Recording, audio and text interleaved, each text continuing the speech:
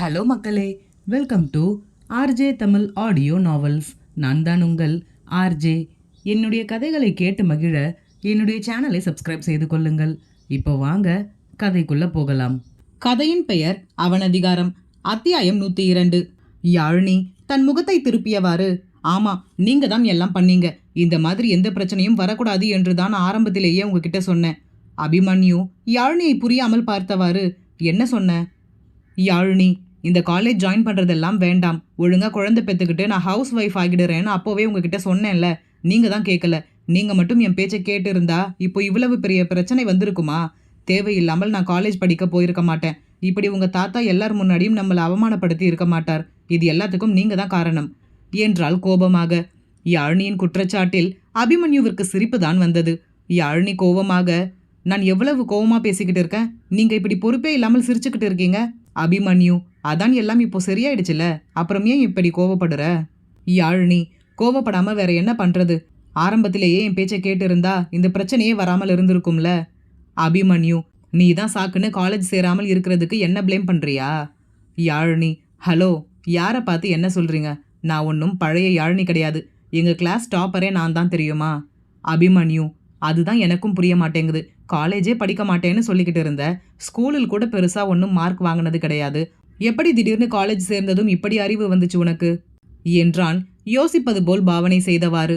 யாழினி கோபமாக தன் இடுப்பில் கையை வைத்தவள் அபிமன்யுவை முறைத்து பார்த்தவாறு, அப்போ இவ்வளவு நாள் நான் முட்டாளா இருந்தேன்னு சொல்றீங்களா?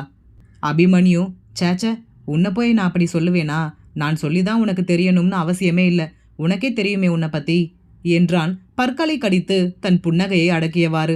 ஏனோ தெரியவில்லை, ஆரியன் இப்படி பேசும்போது வரும் கோபம் ஏனோ அபிமன்யுவிடம் வர மறுக்கிறது. அபிமன்யுவின் வார்த்தையில் யாழினிக்கு கோபம் வருவதற்கு பதிலாக தன் இமைகளை இமைக்க மறந்து அபிமன்யுவையே பார்த்தபடி நின்றிருந்தாள். அபிமன்யு தன்னையே பார்த்து கொண்டு சிலை என நிற்கும் யாழினியின் முகத்தின் அருகே சொடக்கிட்டு அவளை நிகழ்காலத்திற்கு கொண்டு வந்தவன், என்ன, என்னையே அப்படி குறுகுறுன்னு பார்க்கற? யாழினிக்கு தன் முகத்தை எங்கே கொண்டு போய் வைத்துக் கொள்வது என்றே தெரியவில்லை.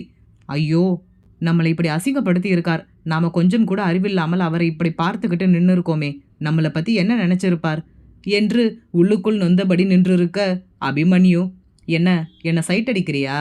யாழினி பதட்டமாக, சேச்ச, உங்களை போய் யாராவது சைட் அடிப்பாங்களா? எனக்கு அறிவில்லைன்னு சொன்னீங்கல்ல, அதான் என்ன சொல்லி உங்களை திட்டலாம்னு யோசிச்சுக்கிட்டு இருந்தேன் என்று கூறி சமாளித்தாள். அது மட்டும் இல்லை, நீங்கள் இப்படி ரொமான்டிக்காக பேசுகிறேன்னு சொல்லி ட்ரை பண்ணுறதெல்லாம் ரொம்ப கேவலமாக இருக்குது. இதுக்கு நீங்கள் கோபமாகவே பேசிடலாம் என்று கூறி நகைத்தாள். அபிமன்யு, அதை தான் நானும் யோசிச்சுக்கிட்டு இருக்கேன். உன்னை பார்க்குறதுக்கு முன்னாடி வரைக்கும் நானும் நல்லா புத்திசாலியாக தான் இருந்தேன். உன்னை பார்த்த பிறகு தான் இப்படி ஆயிட்டேன், உன்ன மாதிரியே என்றான் அழுத்தி கூறியபடி. யாழினி கோபமாக, என்ன, சும்மா எப்போ பார்த்தாலும் எனக்கு அறிவில்லை என்று சொல்லிக்கிட்டு இருக்கீங்க?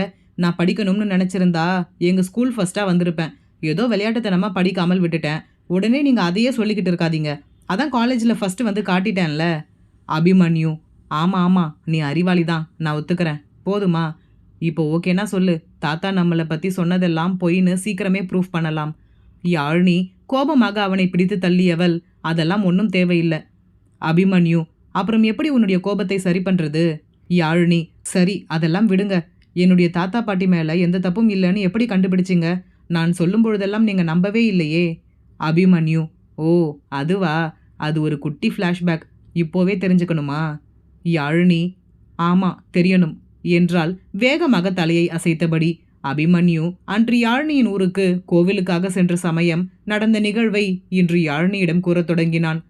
பாட்டி, தம்பி, யார் நீங்க? பார்க்கவே புதுசா தெரியுது. யார் வீட்டுக்காவது வந்திருக்கீங்களா என்று அபிமன்யு கோவிலில் இருந்து வெளிவரும் வழியே வந்த பாட்டி அபிமன்யுவை பார்த்து விசாரித்தார். அபிமன்யு தான் யாழினியை திருமணம் செய்திருப்பதை பற்றி கூறவும் அந்த பாட்டி, ஓ, மரகதத்தோட பேரனா? அபிமன்யு விரைப்பாக, இல்லை, யாழினியோட வீட்டுக்காரர் மட்டும்தான். என் பாட்டியோட பெயர் வள்ளியம்மை என்றான் மிடுக்காக. அதை கேட்டு அந்த பாட்டி சிரித்தபடி, உங்க அம்மா பிறந்ததும் அவளை முதல்ல தூக்கினது நான் தான். அபிமன்யு, நீங்க என்ன சொல்றீங்கன்னு எனக்கு புரியல. எதுவா இருந்தாலும் புரிகிற மாதிரி கொஞ்சம் தெளிவா சொல்லுங்க. பாட்டி, மரகதத்துக்கு 2வது பிரசவம் நான் தான் பார்த்தேன். அழகான பெண் குழந்தை பிறந்துச்சு. கொஞ்சம் நாள் கழிச்சு மரகதத்தை பார்க்கும் பொழுது குழந்தை எப்படி இருக்கான்னு விசாரிச்சேன். அப்போதான் மரகதம் சொல்லுச்சு, பிள்ளை இல்லைன்னு வள்ளிக்கு வளர்க்க கொடுத்துட்டோம்னு. யாருக்கு வரும் அந்த மனசு? பெத்த பிள்ளையை தூக்கி இன்னொருத்தருக்கு கொடுக்க. ஆனா உங்க பாட்டி அந்த காரியத்தை செஞ்சாங்க. எவ்வளவு வேண்டுதல் வச்சு உங்க அம்மாவை அவங்க பெத்தெடுத்தாங்கன்னு எனக்கு தான் தெரியும்.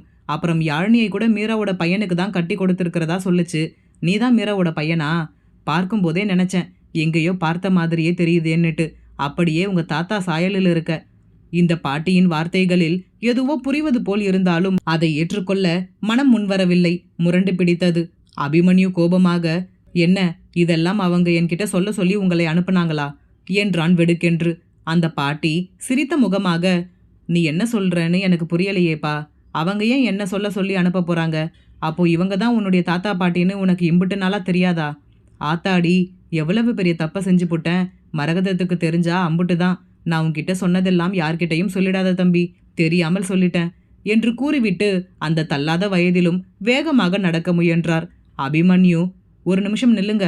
நீங்க சொன்னதெல்லாம் நான் யார்கிட்டையும் சொல்ல மாட்டேன் என்றதும் அந்த பாட்டி திரும்பி என்ன என்பது போல் பார்க்க, அபிமன்யு, நீங்க சொன்னதெல்லாம் உண்மையா? பாட்டி, இந்த கோவில் ரொம்ப சக்தி வாய்ந்த கோவில் என்று கேள்விப்பட்டிருப்பீங்க. அதனால் தானே இங்க வந்திருக்கீங்க. இங்க இருக்க சாமி மேல சத்தியமா சொல்றேன், நான் சொன்ன அம்புட்டும் உண்மைதான். ஆனா உன்கிட்ட இருந்து மரகதம் மறைச்சிருக்குன்னா அதுக்கு ஏதாவது காரணம் இருக்கும். நான் தான் அவசரப்பட்டு வாயை விட்டுட்டேன். இதை யார்கிட்டையும் சொல்லிடாத தம்பி. அபிமன்யு, சரி, என்கிட்ட நீங்க இதை சொன்னதை நீங்களும் யார்கிட்டையும் சொல்லிடாதீங்க. பாட்டி, சத்தியமா சொல்ல மாட்டேன்ப்பா. நான் ஏன் இதை போய் வெளியில் சொல்ல போறேன்? இத்தனை வருஷமா யாருக்குமே தெரியாமல் என் மனசுக்குள்ளேயே தான் பூட்டி வச்சிருந்தேன். உனக்கு தெரிஞ்சிருக்கும் என்று நினைச்சுதான் எல்லாத்தையும் சொல்லிட்டேன். நான் வரேன்பா என்று கிளம்பினார். அபிமன்யு இந்த கோவிலுக்கு யாழினியுடன் வந்ததற்கு காரணம் ஒரு புறம் வேண்டுதலாக இருந்தாலும் மற்றொரு புறம் இந்த உண்மையை கண்டுபிடிக்க இங்கே ஏதேனும் ஆதாரம் கிடைக்குமா என்பதை அறியவே வந்தான். கடவுளே அவனுக்கு வழிகாட்டும்படி தெள்ளத் தெளிவாக அனைத்து உண்மையையும் தெரியப்படுத்திவிட்டார். அப்படியானால் யாழினியின் குடும்பத்தார் கூறிய அனைத்துமே உண்மைதான். தாத்தா இத்தனை வருடங்கள் தன்னிடம் பொய் உரைத்திருக்கிறாரா? ஆனால் எதற்காக என்று எண்ணியவனின் மனம் சுக்குநூறாக உடைந்து விட்டது. இத்தனை வருடங்கள் மலை என நம்பியவரே தனக்கு நம்பிக்கை துரோகம் செய்திருக்கிறார் என்பதை எண்ணும் பொழுது அவனின் மனம் எப்படி இருந்திருக்கும்? இதற்கு மேல் இந்த விஷயத்தில் கண்டுபிடிக்க ஒன்றுமே இல்லை. அதான் அனைத்தும் தெரிந்து விட்டதே. தனக்கு தெரியும் என்று கூறிய பிறகும் கிருஷ்ணமூர்த்தி ஒப்புக்கொள்ளாமல் இருந்தால் அவரெல்லாம் என்ன மனிதர்? இதற்கு மேலும் பொய் உரைப்பாரா என்று பல்வேறு சிந்தனைகளுடன் வீடு வந்து சேர்ந்தான். அன்றைய நாள் முழுவதும் இதே சிந்தனையே அவன் மூளையில் ஓடிக்கொண்டிருந்தது. யாழினி தங்கள் வீட்டினருடன் பேசிக் கொண்டிருந்ததில் இதை சரியாக கவனிக்கவில்லை. அபிமன்யு அன்று நடந்ததை கூறி முடிக்க யாழினிக்கு முகம் வாடிவிட்டது. அபிமன்யு, ஹே, என்னாச்சு? அதான் எல்லா உண்மையும் தெரிஞ்சு எல்லாமே சால்வ் பண்ணிட்டேனே, ஏன் சோகமா இருக்க? யாழினி, அப்போ நாங்க சொன்னதெல்லாம் நீங்க நம்பவே இல்லையா? அந்த பாட்டி மட்டும் உங்களை பார்த்து உண்மையெல்லாம் சொல்லாமல் இருந்திருந்தா கடைசி வரைக்கும் நீங்க எங்களை நம்பியிருக்க மாட்டீங்கல்ல. அபிமன்யுவை அன்றைய சம்பவம் இன்றும் வெகுவாக தாக்கியது. தன் மனவலியை போக்க யாழினியை இறுக்கமாக அணைத்து கொண்டான். அபிமன்யு, அப்படி சொல்ல முடியாது. பட் இருந்தாலும் நீங்க எல்லாரும் என் தாத்தா மேல தப்பு சொல்லும் பொழுது கூட என்னால் முழுசா அதை ஏத்துக்க முடியல. சின்ன வயசுல இருந்து என் மனசுல நல்லா பதிஞ்சு போன விஷயம் பொய்ன்னு நீங்க சொல்லும் பொழுது என்னால் அதை எப்படி ஏத்துக்க முடியும்? நீங்க சொன்னது உண்மையா இருக்கும் என்ற சந்தேகம் வந்ததால் தான் நான் உங்க ஊருக்கு வந்து ஏதாவது ஆதாரம் கிடைக்குதான்னு ட்ரை பண்ணி பார்க்கலாம் என்று நினைச்சேன். அதுக்குள்ள அந்த பாட்டி எல்லாத்தையும் சொல்லிட்டாங்க. அதுக்காக உன் மேல நம்பிக்கை இல்லைன்னு இல்லை. என்னுடைய தாத்தாவையும் நம்ப முடியாமல் நீங்க சொல்றதையும் முழுசா ஏத்துக்க முடியாமல் நான் எவ்வளவு கஷ்டப்பட்டேன் என்று எனக்கு தான் தெரியும். நீயே சொல்லு. இப்போ நான் உன்கிட்ட வந்து உன் வீட்டு ஆளுங்க எல்லாம் இத்தனை வருஷமா உன்கிட்ட பொய் சொல்லி இருக்காங்க, நான் சொல்வதுதான் உண்மைன்னு சொன்னா நீ உடனே என்னை நம்புவியா? உன்னால் இரண்டுக்கும் நடுவில் ஒரு டிசிஷன் எடுக்கவே முடியாது. நான் இதையே யோசிச்சு யோசிச்சு ரொம்ப டிப்ரெஸ்டா இருந்தேன். என்னதான் வெளியில் சாதாரணமா இருக்கிற மாதிரி தெரிஞ்சாலும் உள்ளுக்குள்ள நான் ரொம்பவே உடைஞ்சிட்டேன். அந்த பாட்டி சொல்ற வரைக்கும் கூட இந்த விஷயம் உண்மையா இருக்கக்கூடாதுன்னு தான் ஆசைப்பட்டேன். உங்க வீட்ல எல்லாரும் பொய் சொல்றாங்க என்பதற்காக இல்லை யாழினி. என் தாத்தா சொன்னதெல்லாம் பொய்ன்னு என்னால் ஏத்துக்க முடியல. அவ்வளவு நம்பிக்கை வச்சுட்டேன் அவர் மேல. கடைசியில் எல்லாம் பொய்ன்னு தெரியும் பொழுது அதை கடந்து வர நான் ரொம்பவே கஷ்டப்பட்டேன். யாழினி, என்கிட்ட சொல்லி இருக்கலாம்ல. அபிமன்யு, உன்கிட்ட நான் சொல்லவில்லை என்றாலும் என்னை அந்த சுச்சுவேஷன்ல இருந்து வெளியில் கொண்டு வந்தது நீதான்.